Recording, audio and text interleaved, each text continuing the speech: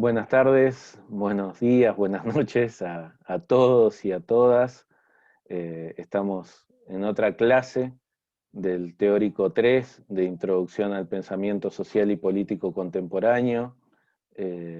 Hoy, con la compañía de Lautaro Tello, la clase pasada me presenté yo, que soy Héctor Bernardo, el profesor adjunto de la materia y uno de los responsables de los teóricos. Y bueno, en este teórico en particular, este año nos va a acompañar Lautaro, que bueno, ya cursó la materia, ya estuvo como ayudante en años anteriores, estuvo en la parte práctica. No sé si estuviste también en la parte teórica, Lautaro, creo que solo en la parte Correcto. práctica. Bueno, y este año nos va a acompañar, le paso la palabra a él para que se presente en términos generales. Bueno, como dijo Héctor, estoy acompañando hace un par de años en la cátedra, tratando de mejorar igual un poco en ese aspecto, sobre todo en la parte virtual, que me costó muchísimo el año pasado y este año, bueno, ya un poco más acostumbrados todos y todas, se va corrigiendo. Además de estudiar periodismo, que estoy en el tercer año, ahí tuve también ese cortocircuito el año pasado, mi cuarto año en la facultad, pero el año pasado casi no cursé. Estoy estudiando Derecho y bueno, hago programas de radio, sobre todo actualmente. Tengo ahí también por el lado del periodismo, de la parte más de periodística, algún desarrollo. Así que más o menos esa es la presentación. Bueno, Lautaro también va a estar en contacto a través del Classroom. Ustedes nos pueden escribir, nos pueden poner sus dudas en el muro de Classroom, nos pueden enviar mensajes privados eh, a uno o a otro y les iremos contestando a medida que podamos. Como dije la clase pasada, hay 97 alumnos inscriptos en este teórico. Hasta la semana pasada se habían sumado al Classroom más de 80, no estaban los 97 que figuraban en lista, pero más de 80 ya se habían sumado al Classroom, entonces no es fácil contestar los mensajes de todos, por eso de todos y de todas. Así que les pedimos que nos tengan paciencia con eso, que vamos a tratar de responder, pero además de eso, bueno, en mi caso en particular también estoy en el práctico comisión número 4 donde hay 50, entonces recibo mensajes de los 50 del práctico y de los 80 y algo del teórico, y no es fácil contestarles a todos y a todas, pero lo tratamos de hacer. Y bueno, y lo que pongan en el muro también, a veces una duda que parece individual, en realidad soluciona un problema colectivo, y está bueno si pueden, si se animan a poner sus dudas en el muro, y ahí vamos charlando, incluso por ahí otros compañeros o compañeras les van respondiendo ellos desde su opinión cuál es la respuesta a ese planteo. Hoy vamos a tener la segunda clase y vamos a empezar con el primer texto. En teoría hoy viene a ser realmente la primer clase de, de este teórico. Les dejamos la clase pasada un texto para que ustedes lean. Les pedimos que clase a clase, cuando ustedes se acerquen a estos videos, igual nosotros les vamos a dejar el link de YouTube de estos videos en cada clase, y lo pueden volver a ver las veces que sean necesarias. Lo que pasa es que seguramente es más divertido ver otras cosas que ver a nosotros una y otra vez dando la misma clase. Pero pueden verlo, leer el texto y volver a ver la clase para terminar de sacarse sus dudas, pueden verlo las veces que sean necesarias, pero lo ideal es que siempre que ustedes se acerquen a una clase tengan el texto leído. Así van a comprender más fácil las explicaciones que iremos dando de cada uno de estos autores. Como dijimos, la virtualidad nos ha llevado, la pandemia nos ha llevado a esta forma de dar clases que tiene que ver con la virtualidad, y a esta forma particular que aplicamos este año, que son clases asincrónicas y una clase sincrónica como cierre de unidad. Entonces, eh, ustedes lo que les pedimos es que lean los autores, escuchen las clases, vayan anotando sus dudas, nos pregunten por el muro, pero que también las tengan ahí para el día que hagamos la clase sincrónica y que estemos conectados y conectadas todos a través de, ya sea de un Zoom o de un Meet. Seguramente va a ser de un Zoom, porque yo he tenido problemas para conectarme con el Meet, entonces no prefiero esa plataforma. Pero somos muchos, vamos a tener que ver si lo dividimos en dos, para que puedan hacer consultas en dos instancias, porque 97 personas u 80 haciendo consultas en una misma clase, no va a ser fácil de responder, y tal vez muchos no terminen de saldar sus dudas. Así que veremos la manera, una vez que cerremos cada unidad, cómo lo hacemos lo más dinámico posible. En el caso de hoy, decía, vamos a empezar con la unidad 1, que en el programa, si ustedes entran en el programa de la materia, está como ciencia, verdad y poder, pero yo prefiero enumerarlo como saber, verdad y poder, ¿no es cierto? Es como más amplio y se entiende más hacia dónde estamos apuntando, creo yo, la idea de este análisis. Voy a pasar a compartir la pantalla y compartir con ustedes un PowerPoint al respecto de este primer texto, que era el de Quijano.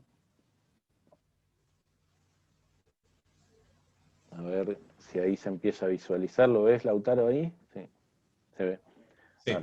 Unidad 1, saber, verdad y poder. Es importante que ustedes siempre tengan en cuenta algunas cosas que nosotros le vamos a ir remarcando, que tal vez no son específicas de los textos, pero sí específicas de cómo estudiar y cómo abordar los textos en general. Y seguramente hay, como siempre señalo, en 80 inscriptos hay 80 realidades distintas. Hay algunos que tienen más facilidades para entender los textos, hay otros que tienen muchas dificultades, y hay una amplia gama entre un punto y el otro. Y hay distintas formas y metodologías de estudiar. Nosotros trataremos de dar indicaciones para que todos vayan a un mismo ritmo. Aquellos que tengan más facilidades les pedimos que nos tengan paciencia, que nos entiendan que tenemos que incorporar a todos y a todas, y que la idea no es que los que más saben vayan más adelantados corriendo con su Ferrari, mientras el resto tratan de subirse a la bicicleta. La idea es que todos vayamos avanzando, todos y todas vayamos avanzando juntos en el recorrido de esta materia, e incorporen ustedes algunas de los conceptos que ponemos aquí en debate.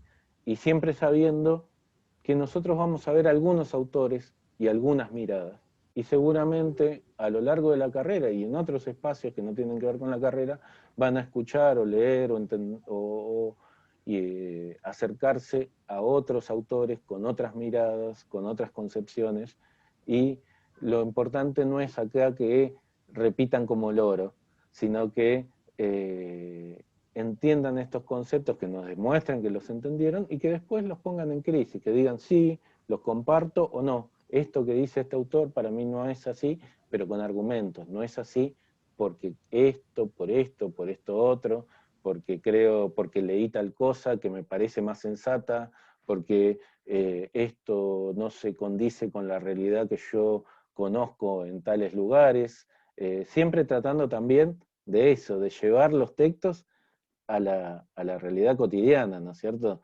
De que no sean textos abstractos, que queden en un lugar de reflexión teórica, sino que también sirvan para reflexionar sobre lo que les pasa cotidianamente. En este caso, empezamos a reflexionar en esta unidad sobre la relación que hay entre el saber, entre determinados saberes, entre lo que se acepta como verdad y entre el poder, digamos.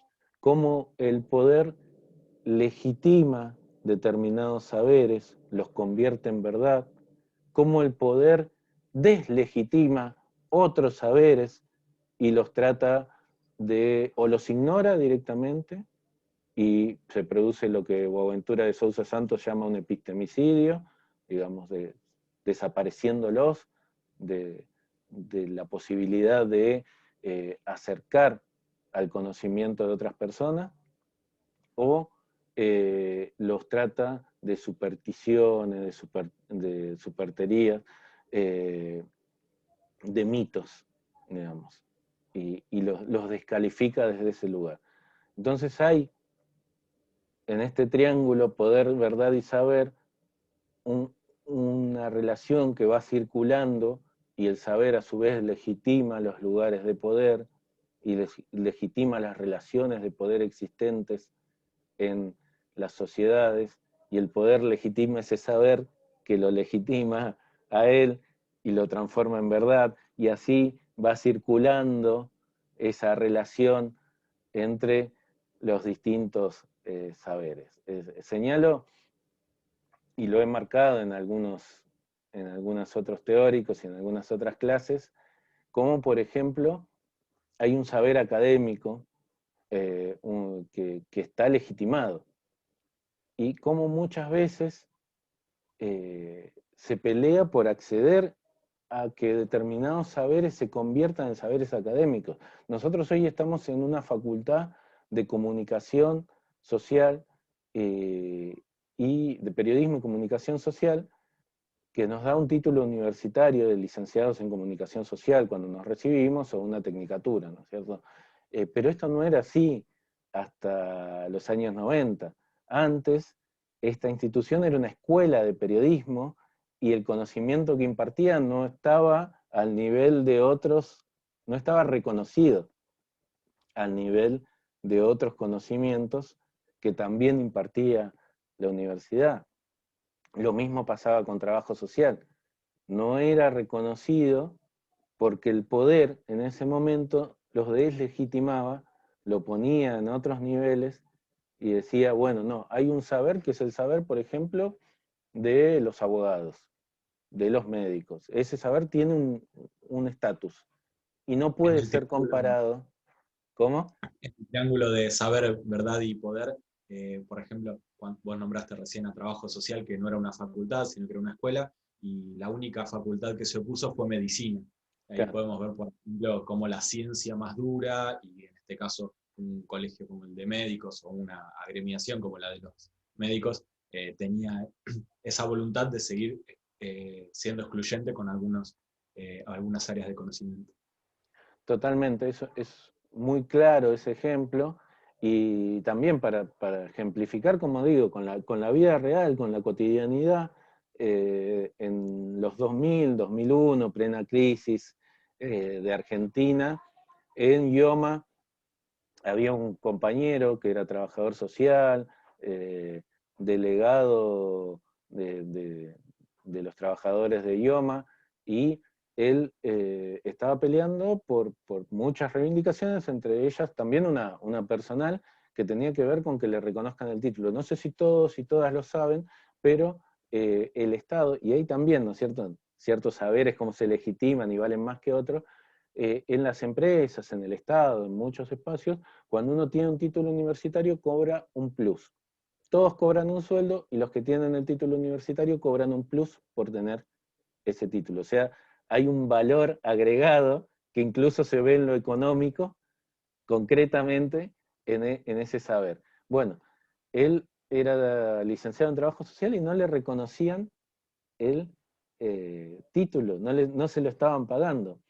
Y en una charla con su jefe, que era abogado, le dice, ¿pero en serio vos creés que tu título vale igual que el mío? Le dice el abogado, ¿no? Había un título que valía más que el otro, ¿no? Había un conocimiento que valía más que el otro. Ya no era una cuestión de un ejercicio del poder. Él estaba poniendo en palabras ese ejercicio del poder, y lo estaba blanqueando, ¿no? Hay un título, el mío, el de abogado, vale más que el de un trabajador social. Bueno, ahí está esa relación de saber, poder y verdad.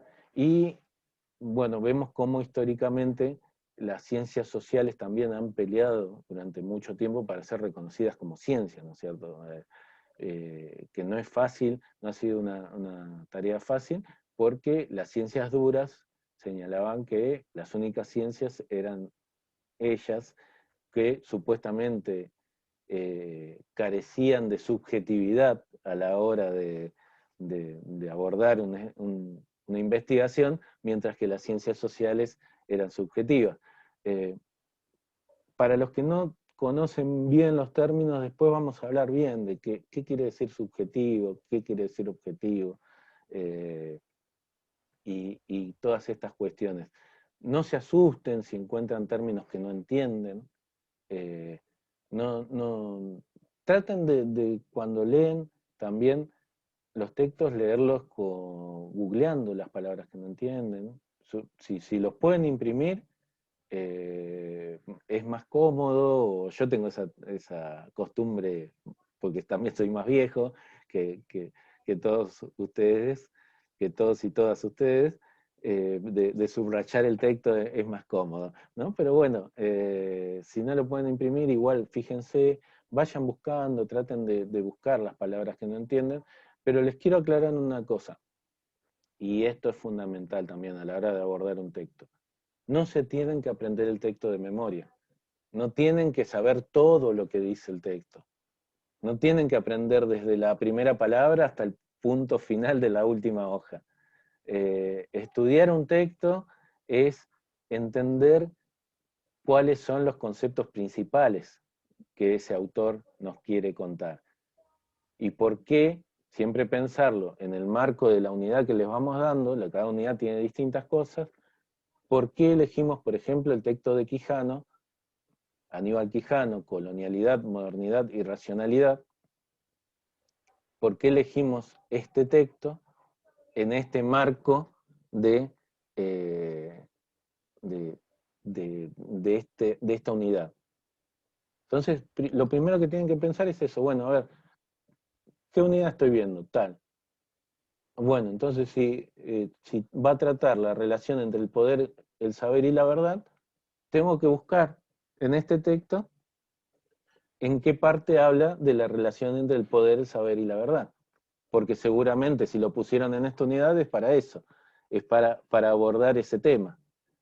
Y si el También, texto se... Sí, no, que el texto habla bastante de la historia y que claramente la parte histórica por ahí no es la que más importa en este caso porque es introducción a los procesos sociales y políticos contemporáneos. Entonces, también tratar de hacer, si no preguntar, la relación entre estos conceptos y por qué son importantes ahora. Eh, un poco eso es porque eh, desde alguna corriente de pensamiento que es la de Quijano, se piensa que la modernidad continúa de otra manera, pero que continúa. Entonces, por ahí no pensar en la parte histórica, sino en algunos conceptos que todavía hoy están vigentes. tal cual. Y lo otro que tenemos que tener en cuenta es el título del texto. Si el texto se llama colonialidad, modernidad, barra racionalidad, o sea, esa barra no está separando, está uniendo dos términos.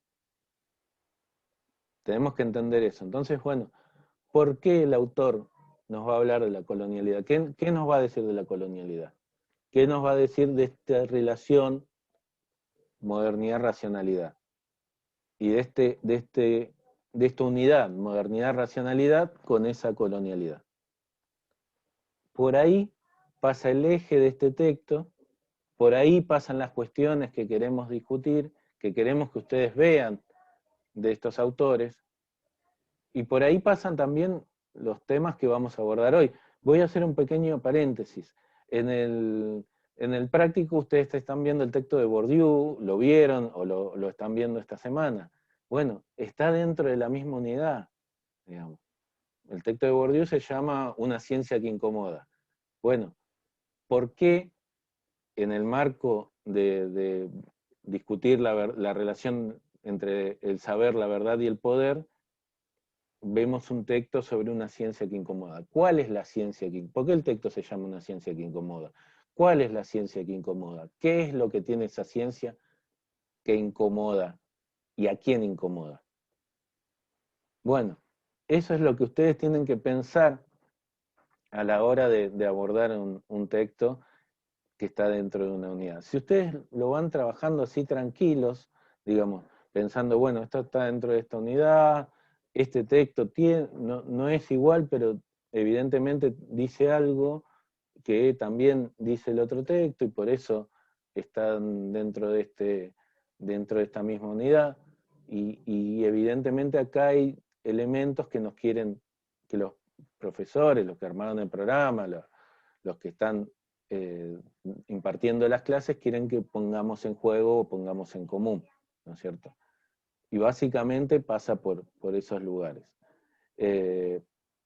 Está bueno, si ustedes tienen tiempo, si ustedes pueden, siempre dentro del marco de sus posibilidades, pero como consejo también, es ideal que ustedes busquen datos sobre los autores cuando puedan. Digamos. No priorizando la búsqueda de datos sobre los autores, perdón, me trabé, datos sobre los autores, sobre la lectura del texto. Lo primero que tienen que hacer, y lo que le pedimos que lleguen, porque muchas veces después nos pasa que leyeron 5 páginas, leyeron 6, no terminaron de leerlo, lo primero que le pedimos es que lean el texto que les damos y que busquen los ejes que les vamos marcando. Después, si a eso le pueden agregar, bueno, buscar quién era el autor, cuál era su corriente, como bien marcó Lautaro recién, digamos, qué es lo que propone, ver si encuentran algún videíto en YouTube de alguien hablando sobre ese autor, contando, a ese autor mismo dando una conferencia, dando una charla, haciendo referencia al texto que ustedes vieron en clase. Hay autores que nosotros vamos a ver que son totalmente contemporáneos y que tienen un montón de charlas sobre los textos que vemos en YouTube. Y si ustedes los googlean, los van a encontrar a ellos explicando, tal vez de manera un poco más compleja, lo mismo que explicamos nosotros, que tratamos de explicar aquí. Entonces, eso también es importante para que ustedes los tengan en cuenta. No me quiero dar muchas vueltas en esto, es porque es la primera clase y para mí es importante remarcar cómo debe ser un abordaje de un texto, pero no me quiero distraer mucho porque se va a hacer muy larga la clase, si no. Aquí les marcamos algunas palabras claves sobre el texto que son importantes que ustedes tengan en cuenta a la hora de leerlo. Bueno, colonialismo, colonialidad, imperialismo, sujeto, objeto, y obviamente no está aquí señalado, pero racionalidad, modernidad, que era ese concepto que estaba en el título. Esas palabras claves traten de entender, digamos, cuando llegan a eso, ¿qué está diciendo el autor? ¿Qué dice el autor que es el colonialismo? ¿Qué dice el autor que es la colonialidad? ¿Qué dice que es el imperialismo? ¿Qué dice cuál es la relación entre el sujeto y el objeto? Eso, y lo estaba hablando con Lautaro antes de empezar la clase, es un tema complejo, el vínculo sujeto-objeto, y no se asusten si no lo entienden, digamos. Nosotros aquí vamos a hacer foco en algunas cosas y vamos a tratar de también que entiendan esa relación entre sujeto y objeto. Pero no queremos hacer hincapié en eso. En donde queremos hacer hincapié es en el tema del colonialismo, la diferencia con colonialidad y con imperialismo, y por qué eso está tan vigente en nuestros días. Digamos. Me parece que eso es fundamental del texto de Quijano, un texto que además quiero agradecer porque no lo hizo en su momento porque no se dio, pero bueno, lo trajo Lautaro justamente a la cátedra, es un texto que él incorporó y que hace unos aportes muy, muy interesantes al debate que estamos llevando en esta unidad. Bueno, acá pasamos a hablar de uno de los términos que aborda Quijano, ¿no? Colonialismo. Como decía Lautaro, el texto hace referencia a cuestiones históricas.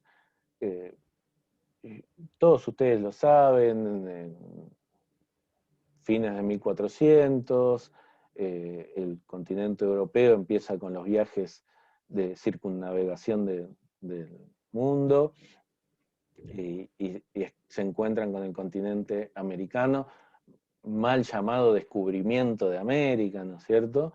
Y ahí empieza toda la etapa de la conquista de estos territorios que estaban habitados por civilizaciones ancestrales, y la civilización europea, que había desarrollado en mayor medida su poder bélico, por decirlo de alguna manera, logró imponer su posición y conquistar este continente e instalar un sistema político que fueron los virreinatos, ¿no es cierto? Los virreinatos que existieron en toda la región, bueno, el caso de las colonias inglesas en Estados Unidos, y el caso de ese virreinato también de Portugal en Brasil. Pero bueno, se instalan ahí formas de lo que se conoce como colonialismo. ¿Cómo define Quijano, el autor que nosotros estamos viendo, el colonialismo? Dice que es una relación de dominación directa, política, cultural, de los europeos sobre los conquistados. O sea, ellos llegan y por la fuerza instalan un sistema político que además empieza a imponer un sistema cultural. Se les impone, entre otras cosas, y eso ustedes lo habrán visto en muchas ocasiones, la religión. La religión europea se impone a los habitantes de los pueblos originarios de este territorio. Es un sistema de dominación política de unas sociedades sobre otras, dice Quijano. La estructura de dominación colonial produjo discriminaciones sociales, raciales, étnicas, antropológicas o nacionales, que pretendieron justificarse con un discurso supuestamente científico y objetivo. ¿No es cierto? Acá esto es fundamental también. Ver cómo un discurso, supuestamente, como decíamos hoy, ¿no? Las ciencias, la objetividad que esas ciencias pretenden tener, justificaron que había razas, y lo vamos a poner en estos términos, razas inferiores que debían ser dominadas por las razas superiores, y que había que imponerles la forma de vida de esas razas superiores, entre comillas, porque el mundo iba progresando, e inevitablemente había que llevar ese progreso, por la razón o por la fuerza, a todas partes del mundo.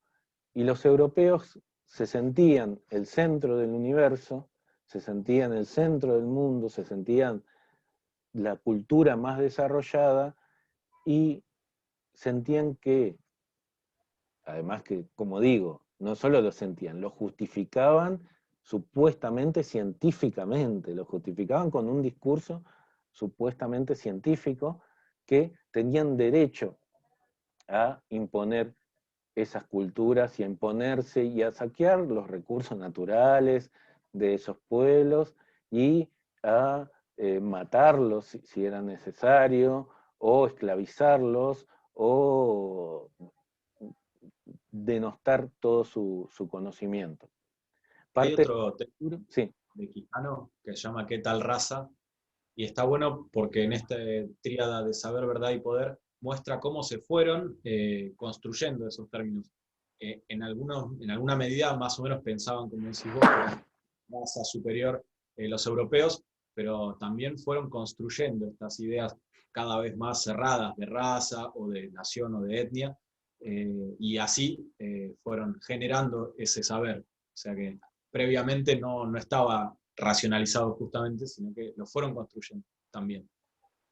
Tal cual. Y esa forma de colonialismo y esa forma de construcción, de división racial y en etnias, que además era una división social, de estructura social, ¿no es cierto? Se mantiene hasta los días de hoy, por ejemplo, en Bolivia. Ahora en Bolivia, desde la llegada de Evo Morales, hubo una recomposición, ¿no es cierto?, de todos los derechos de los pueblos originarios. Pero durante mucho tiempo hubo una especie de apartheid al estilo Sudáfrica, donde la gente de los pueblos originarios no tenía los mismos derechos, a pesar de ser mayoría en Bolivia, no tenían los mismos derechos que los que se sentían blancos y superiores, ¿no es cierto? Hay muchos ejemplos para dar, entre ellos, bueno, casos como, digamos, si una persona de un pueblo originario iba caminando por la vereda y venía por esa misma vereda una persona blanca, la persona del pueblo originario tenía que bajar a la calle, porque no podían transitar por la misma vereda. Miss Bolivia dijo a fines de los 2000, no, perdón, a principios de los 2000, fines de los 90, en una entrevista que le hicieron, ella era de Santa Cruz, y dice, la gente se cree que en Bolivia somos todos bajitos, morochos y hablamos mal. Dice, pero en Santa Cruz somos distintos, somos altos, rubios y hablamos inglés. Santa Cruz de la Sierra, ¿no? En Bolivia. Sí, Santa Cruz de la Sierra. Realmente de donde surgieron después los movimientos golpistas más fuertes, ¿no es cierto?, contra Evo, que lograron el golpe de 2019, entre otros sectores, ¿no? Pero ahí vemos también cómo eso seguía vigente, ¿no es cierto?, esas concepciones. Bueno, la diferencia entre colonialismo, ¿no?, que es esta forma de dominación política que se ejerció mediante los virreinatos, mediante estructuras concretas. El virrey no gobernaba, sino que administraba según las órdenes del reino. Si del reino le pedían algo, él lo tenía que ejecutar aquí en el virreinato. Y parte de la riqueza que se recaudaba, muy poca quedaba aquí para la administración de ese virreinato y el resto se iba a Europa. Eso era el colonialismo. La colonialidad es un modo de dominación general en el mundo actual. Perdón, voy a tomar un poco de agua, porque tanto hablar se me seca la boca. La colonialidad es la colonización del imaginario de los dominados. O sea, cuando los dominados empiezan a reproducir el discurso de los dominantes, cuando los dominados empiezan a aceptar que sí, que hay una raza superior, empiezan a creer que sí, que hay una cultura superior, que hay una cultura que merece ser reivindicada y que hay otra cultura que merece ser negada. Y eso es mucho más efectivo y es mucho más grave a la vez, porque se instala en el imaginario social. Una cosa es que venga un policía y te obligue a bajar de la vereda cuando pasa una persona blanca. Y otra cosa es que vos lo tengas interiorizado y creas que es lo correcto, que vos bajes de la vereda para dejarlo pasar al otro porque el otro es superior. Entonces, eso implica la colonialidad, todo lo que implicó creer, y que implica hasta el día de hoy, el discurso que decía de la mujer que era Miss Bolivia a fines de los 90, todo eso que implica creer que lo otro es lo deseable, lo mejor, lo superior, y que lo de algunas culturas es inferior. Eso ha sido histórico en toda la región. Ahí para figurarse claramente por ahí con el ejemplo que dabas hoy de Bolivia, Yanine Áñez, por ejemplo, que tiene rasgos más bien originarios, americanos, teñida de rubia, no porque esté mal teñirse ni nada por el estilo, pero sino también marcando desde el imaginario las ganas de, no sé si las ganas de ser rubia, pero sí como si fuera algo más propio de la ideología que ella representa dentro del espectro político boliviano. Totalmente. Me parece fundamental estos ejemplos, digamos, como los que da Lautaro, porque es lo que decimos, ¿no? Tratar siempre de ir leyendo el texto y hacer anclaje en lo cotidiano, hacer anclaje en, en lo que nos pasa, eh, en lo que vemos, en lo que vemos en la tele, en lo que vemos en el barrio, en lo que conocemos de nuestra historia, en lo que relacionamos con otras materias. Siempre ir vinculando, no dejar el texto solo ahí como algo, como una isla. Vincularlo a cada una de estas cuestiones. Perdón, se me secó la garganta, ahora voy a empezar a toser a cada rato. Eh, colonialidad, y seguimos con la definición de esto que nos presenta Quijano, bueno, citando también a Boaventura de Sousa Santos, que lo define como epistemicidio, lo decía hoy. Y con esto quiero remarcar, seguro ustedes no entienden el concepto de epistemicidio, muchos de ustedes no entenderán, pero la epistemología es la forma de conocer y de producir conocimiento. Y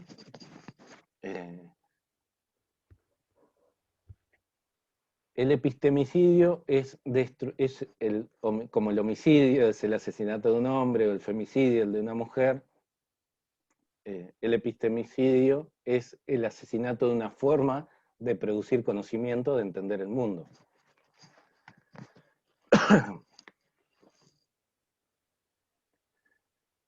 La colonialidad implicó la destrucción de los modos de conocer y producir conocimiento, la imposición del uso de patrones de expresión de los dominantes y sus creencias. Todas las lenguas de la región intentaron desaparecer, no desaparecieron, pero intentaron que desaparezcan las lenguas de la región, para imponer los patrones y las formas de entender el mundo. La lengua nos ayuda a entender el mundo de una manera o de otra. No es lo mismo hablar en un idioma que en otro, eso lo vamos a ver luego. Los idiomas nos presentan el mundo, las palabras nos presentan el mundo. En el caso, también para dar un ejemplo, cómo eso perdura hasta nuestros días, durante la dictadura de Stroessner en Paraguay, una de las dictaduras más largas de América Latina, desde el 54 hasta el 89, Stroessner prohibió que se hable el guaraní en Paraguay. El guaraní es una lengua que es histórica de los pueblos originarios y prohibió que se la hable en la región, en ese país. Eso se llegó a tal punto que cuando en una escuela escuchaban a un chico hablando guaraní, los profesores lo obligaban a agarrar una escoba e ir y pararse en el medio del patio, porque estaba hablando la lengua de los sirvientes, decían. Por lo cual, obviamente los chicos se sentían humillados y querían, la idea era esa, humillarlos y que tuvieran vergüenza de hablar ese idioma, esa lengua. La guaraní que igual perduró, igual sobrevivió y hasta nuestros días, y mucha gente en Paraguay, no solo en Paraguay, sino en el norte argentino y en algunas zonas de Brasil, hablan el guaraní. La mistificación de la cultura europea y la seducción cultural de Occidente como ascenso social, ¿no? La expectativa de no voy a formarme en los conocimientos de mi tierra, sino que voy a hablar inglés, voy a formarme en la cultura europea y eso me permitirá acceder a ese conocimiento que es más valioso y que a la vez me abre las puertas para tener más dinero, para acceder a otros niveles sociales, etcétera, etcétera.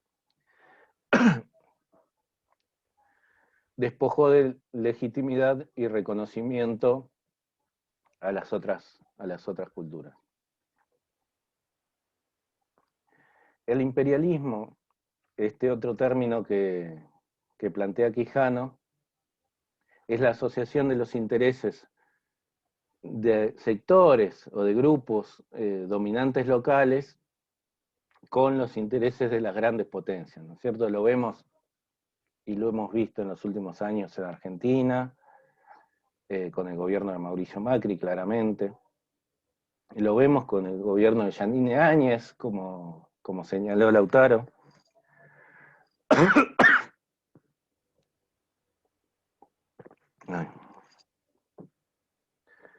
Lo vemos con el gobierno de Piñera. La actitud de Piñera cuando fue y se reunió con Trump y llevó, sí, justamente Lautaro, cuando llevó esa bandera para decir que Chile era como parte de esa bandera, la bandera de Chile era como parte de la bandera de Estados Unidos, una actitud de sumisión. Que encima estaba al revés, porque las banderas estaban cambiadas de Estados Unidos para que la bandera de Chile entre en el pedacito del centro de la bandera de Estados Unidos. Ni siquiera era que estaba bien encima de imperialista o de colonial, de tener un pensamiento colonial, además lo fraguó, lo forzó. Es terrible. Y lo que implica también eso es que esos sectores, esos grupos, se benefician con la llegada de las políticas imperialistas, digamos. No es que el imperialismo es que viene Estados Unidos y te impone por la fuerza, eso pasa también en algunos países, pero después siempre hacen asociaciones con sectores locales que se benefician y que se enriquecen a costa de el sufrimiento de su pueblo en muchos casos y a costa de situaciones muy terribles como la destrucción de la cultura, de los recursos naturales, de los bienes y de la libertad de sus propios pueblos, ¿no?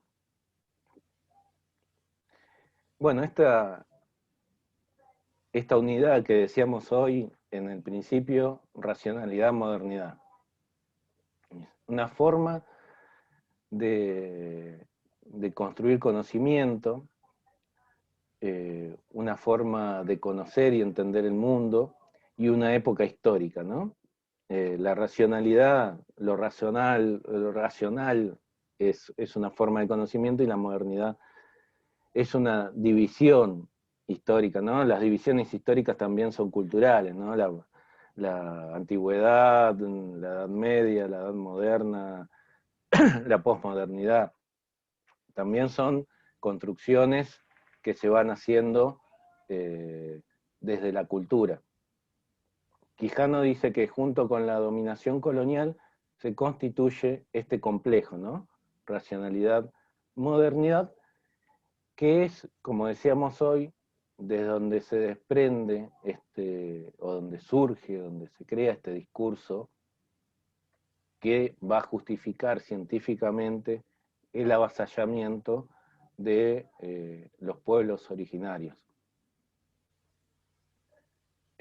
Esta forma de comprender el mundo, y después vamos a hablar de las distintas formas de comprender el mundo, ¿no es cierto? Porque en definitiva la ciencia, la religión, las culturas ancestrales son eso, son formas de acercarse a la exterioridad y a la interioridad y darle una explicación a ello, ¿no?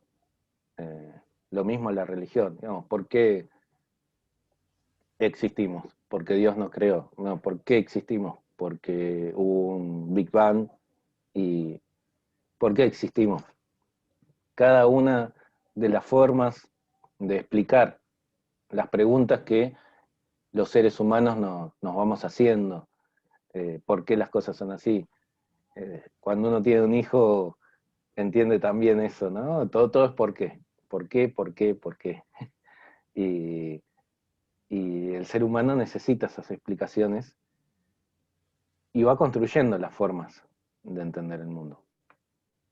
Y no son las mismas las explicaciones que se dieron los pueblos originarios en África, que se dieron los pueblos originarios en Asia, que se dieron en América, o que se dieron los europeos en un momento y en otro momento histórico, pero sí Europa quiso imponer esa forma de entender y de explicar todo como una forma universal, ¿no es cierto? Esta es la forma de entender, esta es la única forma válida de entender las cosas. Lo otro es barbarie. Y después tuvimos aquí también las réplicas de eso, ¿no? Cuando Sarmiento decía civilización o barbarie, ¿no? Lo nuestro es el progreso, es lo bueno, es lo que merece sobrevivir. Lo otro debe ser exterminado, porque es la barbarie, es la ignorancia. No hay que ahorrar sangre de gaucho, decía Sarmiento, y etcétera.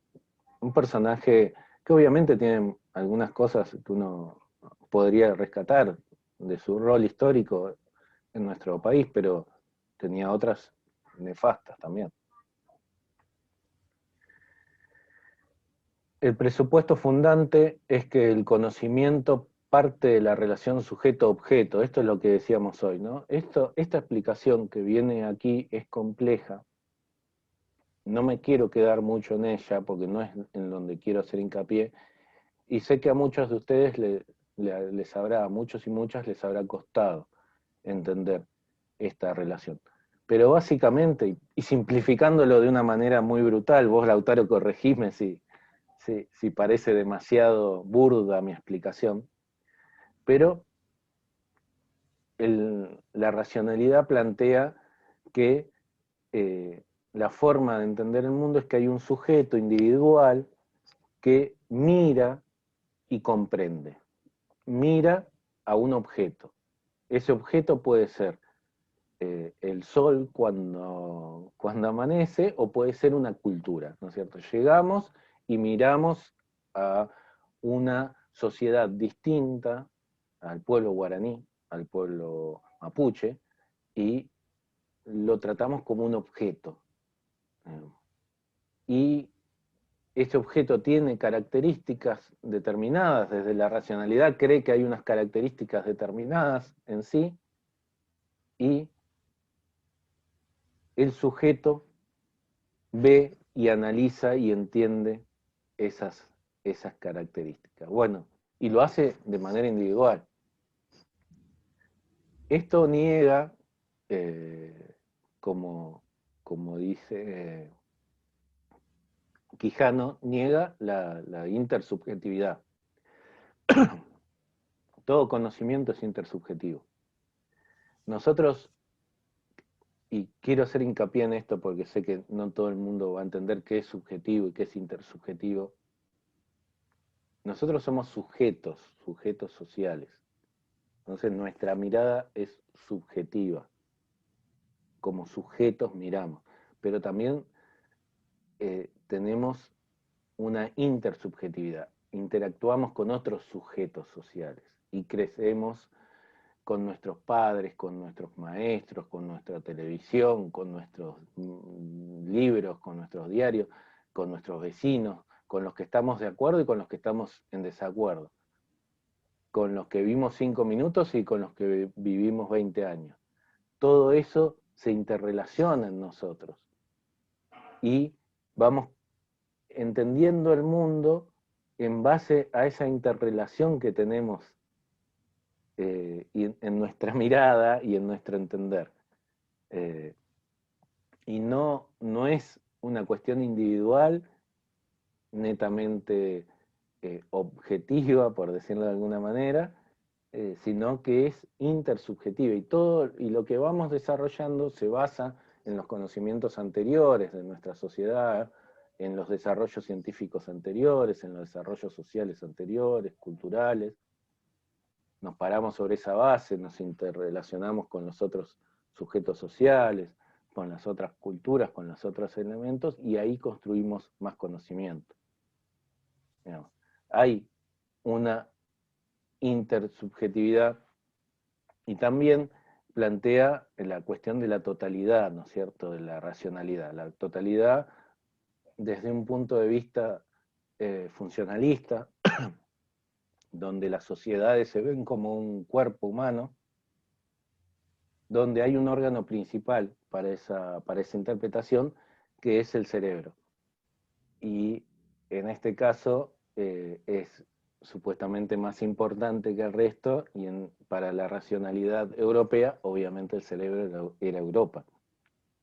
Y entonces ellos creían que ellos eran el órgano más importante de esta sociedad mundial, y que por eso había que priorizar ese órgano sobre los otros, y ese órgano era el que iba a imponerse sobre los otros. El nacimiento de las ciencias positivismo se creó por un lado la antropología para analizar, para investigar y para conocer sobre otras culturas de diferentes lugares, y la sociología para dedicarse al desarrollo de la sociedad, al análisis, a la investigación. Y las sociedades eran las europeas o las que habían tomado esta forma moderna, y las culturas eran las que la antropología tenía que estudiar, que eran las que eran ajenas y que según el entendimiento de aquel momento era una etapa evolutiva anterior de las sociedades actuales modernas. Está bueno para también Sí, sí, pensar esa relación. está buenísimo eso. Bueno, aquí es un poco también está lo que señalábamos recién, ¿no es cierto? Cómo entra en crisis esa forma de conocer, porque se basa en la idea del objeto, que es criticada luego. También los posmodernos después se van como al otro extremo, ¿no? Los posmodernos todo es de manera micro, ¿no? No hay un conocimiento general, sino que se van a lo micro, en que todo tiene que ser estudiado. Pero bueno, eso después lo vamos a ver. La diferencia entre las sociedades eran vistas como desigualdades, y esas desigualdades tenían un sentido jerárquico para esta forma de entender el mundo, para la racionalidad, ¿no? Somos diferentes, claro que todos somos diferentes. Los, en un, Voy a tomar solo la provincia de Buenos Aires. La cultura dentro de la provincia de Buenos Aires es diferente en la ciudad de La Plata que en ciudades de lo que llamamos el interior de la provincia también, ¿no? Hay que después poderse reflexionar un poco sobre esos términos, pero y somos diferentes con los bolivianos, y somos diferentes con los paraguayos y con los venezolanos, pero esa diferencia no es cuestión de jerarquías, no es que hay una forma que es superior a otra.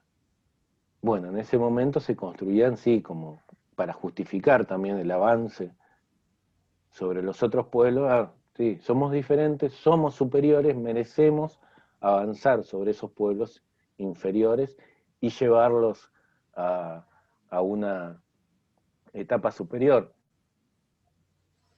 Lamentablemente, hasta el día de hoy, una parte de ese discurso sigue en el discurso norteamericano, ¿no es cierto? También cuando van a llevar las democracias a pueblos que supuestamente no las tienen, ¿no es cierto? Ellos creen que su forma política, entre comillas, es la forma política que debe estar instalada en todo el mundo, y entonces van, invaden Irak y dicen llevamos la democracia a Irak. Masacraron a medio pueblo, saquearon sus recursos naturales, pusieron un gobierno títere que les responde a sus intereses, dejaron una sociedad totalmente inestable y violenta, pero el discurso dice que no, que lo que hicieron ellos fue llevar la democracia a, a ese país. Bueno, Quijano nos va a proponer una reconstrucción epistemológica desde la descolonización, ¿no es cierto? Liberar la producción de conocimiento, de reflexión y de comunicación de baches, de los baches de la racionalidad, modernidad europea, reconocer la idea de totalidad no jerárquica, sino que está bien, somos una totalidad con distintas formas, con distintos conocimientos, con distintas culturas, pero no hay jerarquía, no hay una cultura superior a la otra. Somos diferentes y somos parte de una totalidad. Reconocer la heterogeneidad, la diferencia como algo positivo en la construcción de conocimiento. La destrucción de la colonialidad del poder mundial, la descolonización epistemológica, o sea, esto no quiere decir estar en contra del conocimiento europeo. Tomarlo como un conocimiento válido, que ha aportado muchas cosas a la humanidad, pero saber que también hay otros que también son válidos. Y después hay expresiones con las que podemos no estar de acuerdo, pero no es el único conocimiento válido, la forma de entender el mundo presentada por la ciencia o la forma de conocer de los europeos. Siempre está esa mirada, ¿no? Y en otros momentos se veía mucho, ¿no? Pero si hay un pensador europeo, siempre se lo ve como, como más interesante, como que su pensamiento es más desarrollado por venir de lo que se conoce como el centro y no la periferia, ¿no? La comunicación intercultural, esto es algo, les recomiendo un autor que Lautaro lo conoce, porque lo hemos leído en otro momento, y ahora no lo estamos dando, que es Boaventura de Sousa Santos.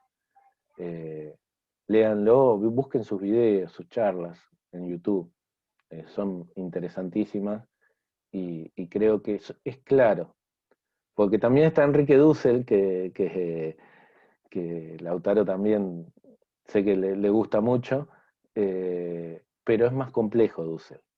Es un autor al que se llega después de otro recorrido.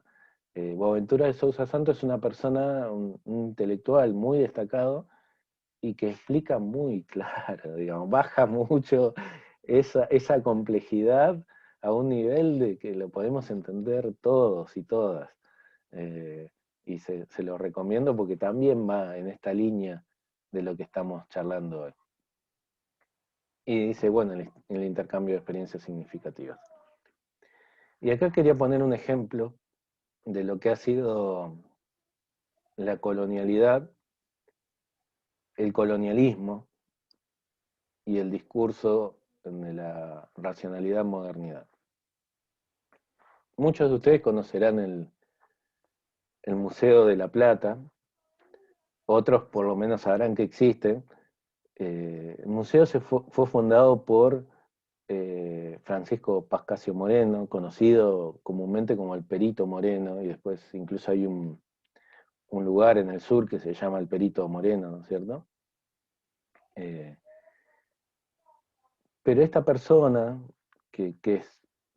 fue tan reivindicada, entre otras cosas, por la creación del museo, tenía esta visión de superioridad, ¿no es cierto?, de que el conocimiento europeo era superior y que había aquí, entre ellos él, representantes de ese conocimiento europeo, y que ese conocimiento europeo debía avanzar sobre los otros.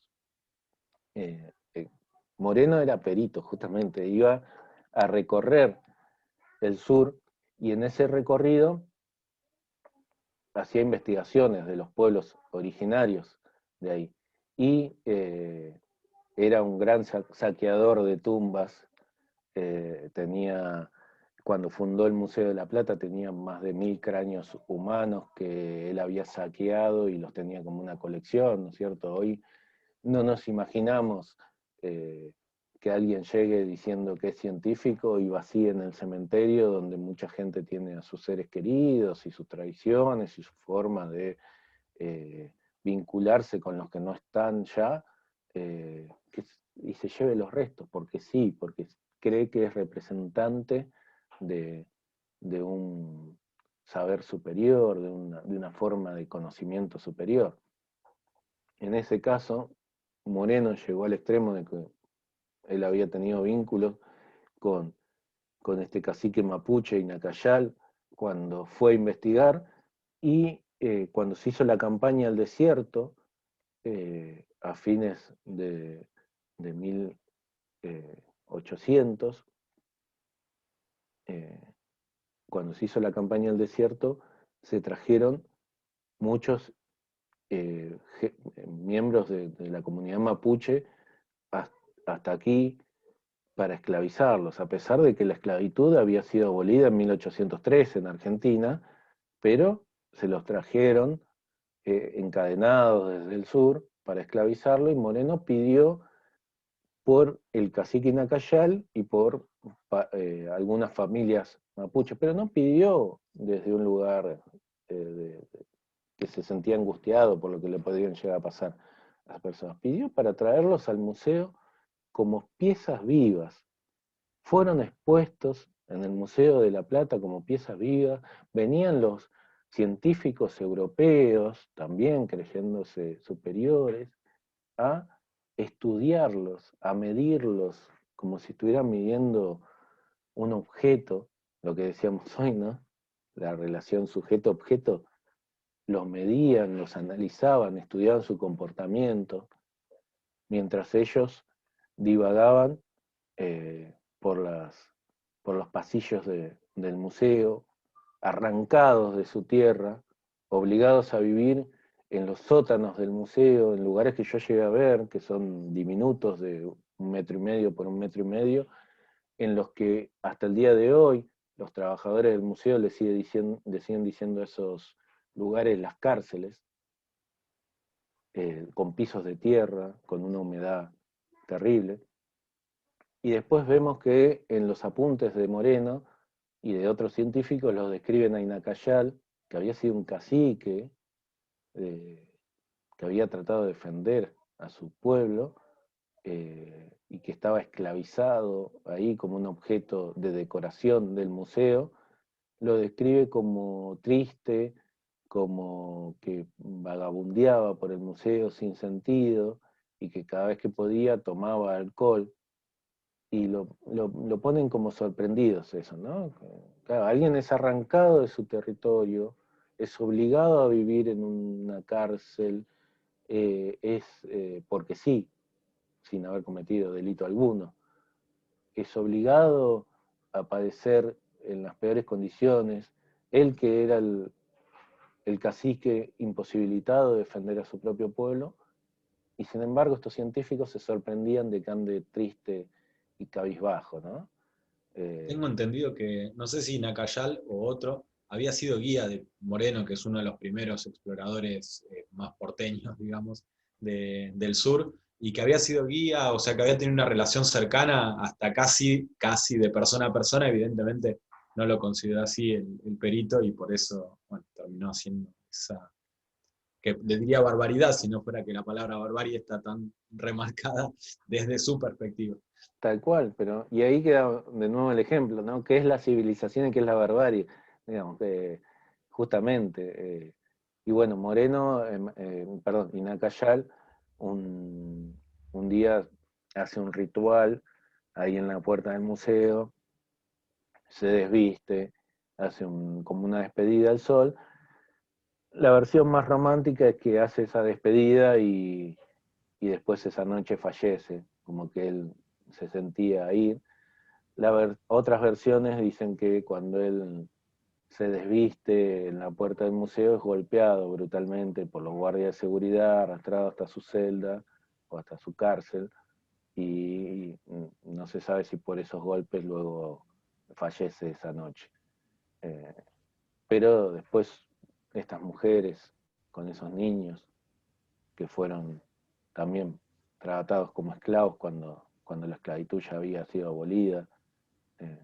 Todo justificado desde un discurso de racionalidad. O sea,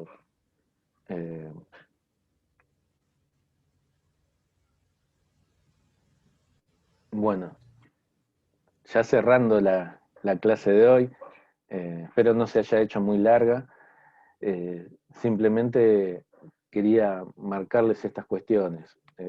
Estos son los ejes por donde pasa el texto.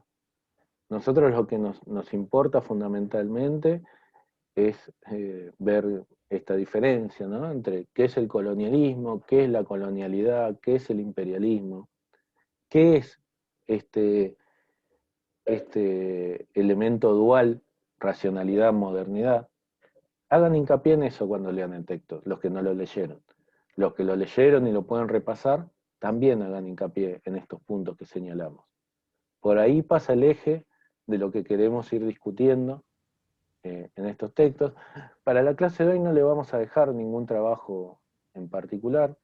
Estamos viendo también cómo vamos a manejar esta dinámica. Después les confirmaré la siguiente clase. Lo que sí les vamos a dejar el link con el texto para la clase que viene, que seguiremos dentro de la unidad 1, saber, verdad y poder. Ya les digo, en el programa figura como ciencia, verdad y poder, pero creo que es más acertado y esta idea de saber como algo más amplio que ciencia, verdad y poder, bueno, vayan analizando el siguiente texto que les vamos a dejar en base a esto también, y vamos a ir charlando. Vamos a hacer otra clase de explicar el siguiente texto. Cuando cerremos la unidad 1, haremos el Zoom para charlar entre todos y todas a qué apuntamos con esta unidad, cuáles fueron los conceptos principales de cada autor, por dónde queremos que pase la reflexión sobre esta unidad. No sé si, Lautaro, vos querés agregar algo más. Por ahora no. Bueno, nos despedimos, hasta la clase que viene. Nos pueden dejar todas las dudas en el muro de Classroom o mandarnos mensajes por privado. Trataremos de responderla lo más pronto posible. A mí por suerte ya se me pasó la tos, estaba ahogado mal mientras íbamos haciendo el video. Pero bueno, cuídense y seguimos charlando virtualmente y vamos avanzando con las distintas clases. Así que, bueno, hasta la próxima clase.